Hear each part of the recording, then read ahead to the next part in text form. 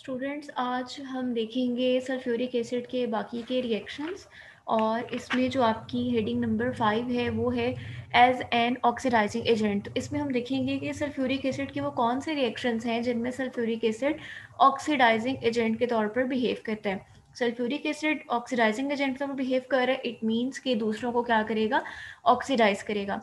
तो यहाँ पर हमारे पास पहला इसका रिएक्शन दिया गया है कार्बन और सल्फर के साथ, कि ये कार्बन को ऑक्सीडाइज करके कन्वर्ट कर देता है कार्बन डाइऑक्साइड में, और जो सल्फर है उसको ये ऑक्सीडाइज करके कन्वर्ट कर देता है सल्फर डाइऑक्साइड में। तो ये हमारे पास इसका क्या आ जाएगा, बिहेवियर आ जाएगा एज एन ऑक्सीडाइजिंग एजेंट। और खुद सल्फ्यूरिक एसिड किस में कन्वर्ट हो रहा है, सल्फर डाइऑक्साइड प्लस वाटर में। और यहाँ सल्फ्यूरिक एसिड किस में कन्वर्ट हो रहा है, वाटर में। और कुछ अमाउंट इसकी भी सल्फर डाइऑक्साइड में कन्वर्ट हो रही थी, जो आपको यहाँ टोटल 3 मोल्स जो हैं वो शो किए गए हैं। नेक्स्ट हमारे पास रिएक्शन आ जाता है कि हाइड्रोजन सल्फाइड को ये ऑक्सीडाइज कर सकता है और कन्वर्ट कर देता है सल्फर में। ये आपके पास हाइड्रोजन सल्फाइड दी हुई है और ये किस में कन्वर्ट हो जाएगी, ये कन्वर्ट हो जाएगी सल्फर में।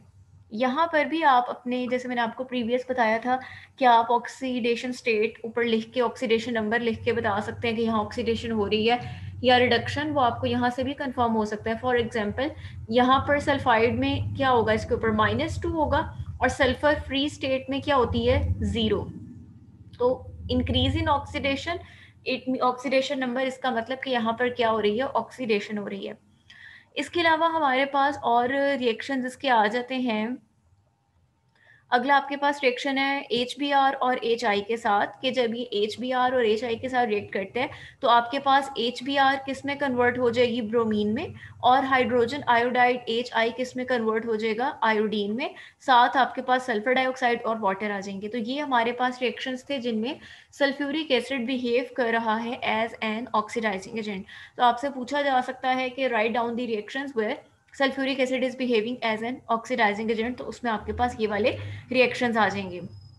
6th हमारी हेडिंग है रिएक्शन विद गैसेस।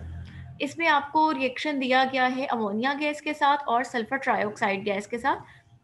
आपके पास सल्फ्यूरिक एसिड जब सल्फर ट्राइऑक्साइड SO3 के साथ रिएक्ट करता है तो आपके पास बनता है H2S2O7। H2S2O7 का नाम क्या है, ओलियम है। ये वही रिएक्शन है जो आपने पीछे सल्फ्यूरिक एसिड की प्रेपरेशन में भी पढ़ा था। तो यहाँ सिंपली आपने याद रखना है कि सल्फर ट्राइऑक्साइड गैस और सल्फ्यूरिक एसिड मिलकर क्या बनाते हैं, ओलियम बनाते हैं। नेक्स्ट इसका रिएक्शन आपको दिया गया है अमोनिया गैस के साथ।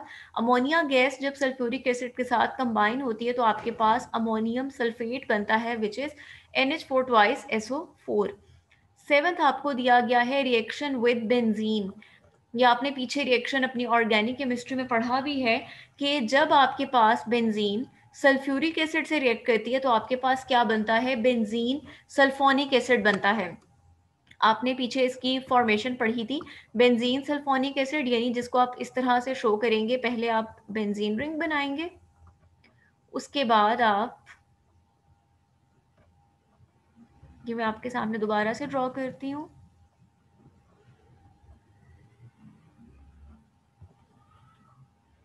और यहाँ पर आपके पास क्या मौजूद है, SO3H। और यही फॉर्मूला उन्होंने आपके सामने यहाँ पर ओपन करके लिखा है, C6H5, यानी ये जो आपका इतना पोर्शन है फिनाइल ग्रुप, साथ में SO3H, ये आपके पास किसकी वजह से आया है, सल्फ्यूरिक एसिड की वजह से आया है। तो एक हमारे पास आ गया कि ये बेंजीन के साथ रिएक्ट करता है और बेंजीन सल्फोनिक एसिड बनाता है। नेक्स्ट हमारे पास आ जाता है 8th हेडिंग है प्रेसिपिटेशन रिएक्शंस, यानी वो रिएक्शन जिनमें ये प्रेसिपिटेट्स बना रहा है। वो कौन सी रिएक्शन है कि सल्फ्यूरिक एसिड जब बेरियम क्लोराइड के साथ रिएक्ट करता है तो ये बनाता है बेरियम सल्फेट। और ये आपके पास एक तरह से डिस्प्लेसमेंट रिएक्शन है कि आपके पास बेरियम जो है वो कंबाइन हो रहा है सल्फेट के साथ। आपके पास बेरियम सल्फेट के क्या बन जाएंगे, प्रेसिपिटेट्स, और बाकी आपके पास क्या आ जाएगा, HCl। सिमिलरली ये आपके पास लेड नाइट्रेट के साथ रिएक्ट करेगा, आपके पास यहाँ से क्या बनेगा, PbSO4, इसके क्या बन जाएंगे, प्रेसिपिटेट्स बन जाएंगे, और बाकी आपके पास क्या आ जाएगा, HNO3। बिल्कुल इसी तरह जैसे लेड नाइट्रेट का रिएक्शन है, सिमिलरली स्ट्रोंशियम नाइट्रेट भी सल्फ्यूरिक एसिड के साथ रिएक्ट करता है और स्ट्रोंशियम सल्फेट बनाता है, उसके प्रेसिपिटेट्स बनते हैं और साथ में आपके पास नाइट्रिक एसिड HNO3 बनता है। नेक्स्ट हमारे पास रिएक्शन है, रिएक्शन विद ऑक्सीडाइजिंग एजेंट्स। अब यहाँ पर एक डिफरेंस है, जो आपने पढ़ी थी हेडिंग 5, वहाँ पर था कि सल्फ्यूरिक एसिड का behaviour as an oxidising agent, और अब यहाँ पर आप क्या पढ़ने लगे हैं, यहाँ पर आप रिएक्शन पढ़ने लगे हैं सल्फ्यूरिक एसिड का रिएक्शन विद ऑक्सीडाइजिंग एजेंट। तो अब हम इस रिएक्शन को देखते हैं। इसमें आपको रिएक्शन दिया गया है ऑक्सीडाइजिंग एजेंट KMnO4 के साथ। KMnO4 के साथ सल्फ्यूरिक एसिड का रिएक्शन 2 स्टेप्स में होता है और ये आयरन सल्फेट की प्रेजेंस में होता है। आपके पास ये जो रिएक्शन आपको दिखाई दे रहा है ये ओवरऑल रिएक्शन है, और ये आपके पास रिएक्शन जो है वो उसके 2 स्टेप्स में शो किया गया है। पहले स्टेप में KMnO4 सल्फ्यूरिक एसिड के साथ रिएक्ट करके potassium sulphate, manganese sulphate, water और साथ में हमारे पास एटॉमिक ऑक्सीजन प्रोड्यूस होती है। नेक्स्ट हमारे पास क्या होता है कि iron sulphate further sulphuric acid के 5 मोल्स के साथ रिएक्ट करता है और साथ में ये जो यहाँ पर नेसेंट ऑक्सीजन प्रोड्यूस हुई है ये यहाँ पर यूटिलाइज होती है, जिससे आपके पास क्या बनता है Fe2SO4 होल थ्राइस यानी फेरिक सल्फेट बनता है और साथ में आपके पास 5 मॉलिक्यूल्स ऑफ वाटर बनते हैं।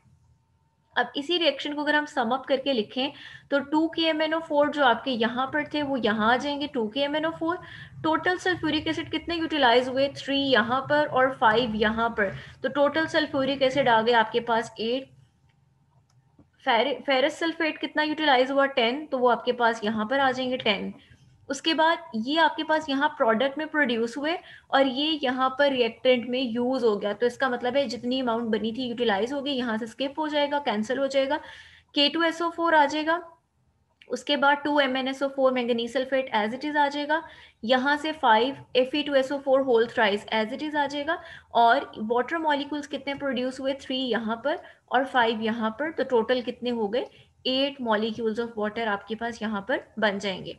तो इसका मतलब है कि जब आपके पास ये ऑक्सीडाइजिंग एजेंट जैसे KMnO4 के साथ रिएक्ट करता है तो ये क्या करता है, ये लिबरेट करता है ऑक्सीजन गैस को, जो क्या कर सकती है दूसरे कंपाउंड्स को आगे से ऑक्सीडाइज कर सकती है। नेक्स्ट हमारे पास आ जाता है इसके यूजेस आ जाते हैं। यूजेस में हम देखते हैं,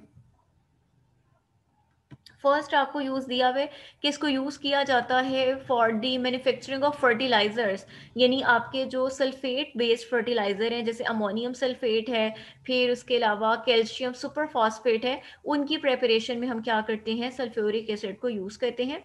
second, in refining of petroleum to remove nitrogen and sulphur compounds, जब पेट्रोलियम की रिफाइनिंग की जाती है तो हम उसके अंदर से फालतू चीज़ों को रिमूव करना चाह रहे होते हैं, नाइट्रोजन और सल्फर बेस्ड कंपाउंड्स को रिमूव करना चाहते हैं, तो वहाँ पर हम क्या यूज़ करते हैं, सल्फ्यूरिक एसिड यूज़ करते हैं।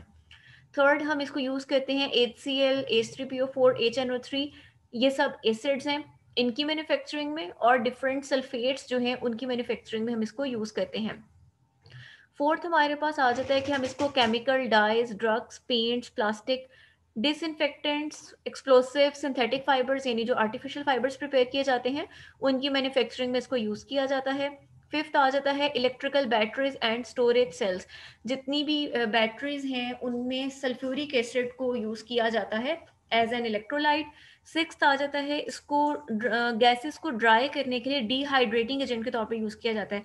हमने पीछे रिएक्शंस में देखा था कि सल्फ्यूरिक एसिड में एबिलिटी है कि वाटर को रिमूव कर सकता है, तो इसलिए इसको गैसेस में से मॉइस्चर को रिमूव करने के लिए यूज़ किया जाता है। इसके अलावा इसको लेबॉर्ट्री रिएजेंट के तौर पे यूज़ किया जाता है, आप जब लैब में प्रैक्टिकल्स करते हैं वहाँ सल्फ्यूरिक एसिड को यूज़ करते हैं। और एट्थ लास्ट पॉइंट इसका आ जाता है कि textile industry, iron, steel, leather and paper, ये बहुत ज़्यादा कॉमन इंडस्ट्रीज़ हैं, तो इन कॉमन इंडस्ट्रीज़ में भी किसी ना किसी स्टेप पे सल्फ्यूरिक एसिड को यूटिलाइज़ किया जाता है। इसके बेतहाशा यूजेस हैं और यही वजह है कि सल्फ्यूरिक एसिड को किंग ऑफ केमिकल्स भी कहा जाता है, क्योंकि हमारी इंडस्ट्रीज़ का जो दारो मदारो बेसिकली इसी पर है, क्योंकि हमारी बहुत सारी जो मैन्युफैक्चरिंग प्रोसेस है वो इसी की बेस पर हो रही हैं।